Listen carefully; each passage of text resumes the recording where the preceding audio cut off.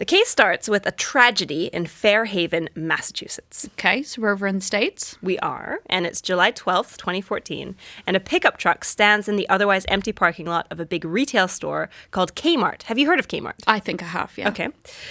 In the parking lot of this retail store, it's the early hours of the morning, the dawn is breaking, and a police officer walks up to the odd-looking, lonely car, which has clearly been sitting there all night long.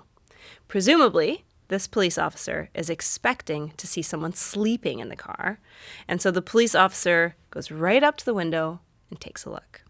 But they are startled by what they find. Oh. Inside the truck is a teenager who is dead in his seat.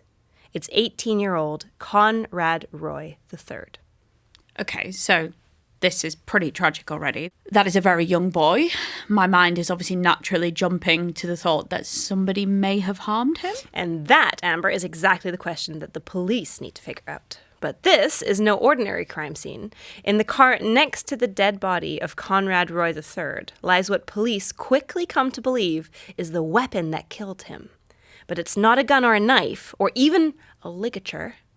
It's something much more ordinary. The weapon in this case is his phone, and the person who the police investigate as the killer wasn't even in the truck when it happened. The prosecution painted Michelle as attention-seeking and that she wanted to play the part of the grieving girlfriend. Oh. Michelle learns that Conrad is clearly struggling with his mental health, and things get really bad in October of 2012 when he's hospitalized for overdosing on a pain-relieving medication. So the context of this is that Conrad had disappeared offline for a bit because he was in a hospital, which at this point Michelle didn't know. And when she finds all this out, we see how deeply affected she is by the news when they're messaging. So she even says to him, "Oh my God," and "Is this my fault?" Which she's saying about his thoughts of suicide, so whether he has a suicidal ideation because of her, which makes me sort of heartbroken.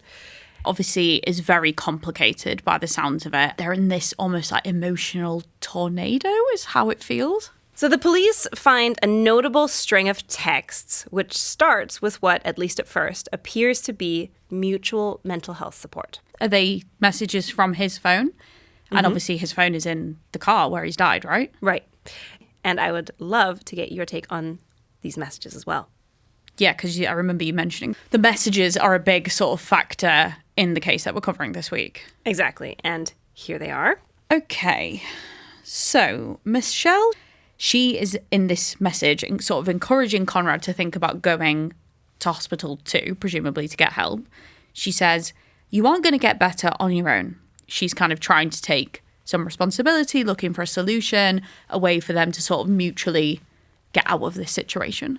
Exactly. But from July 2014, the messages start to get murky. So we're sort of in the imminent weeks leading up to this then. Exactly. And we can see in the messages that she starts to encourage Conrad to end his life. Okay, so that does feel like a complete gear shift in a sense, because we've gone from messages that are responsible, looking for help, to now it feels like actively sort of encouraging somebody to take their own life. This is a decisive moment.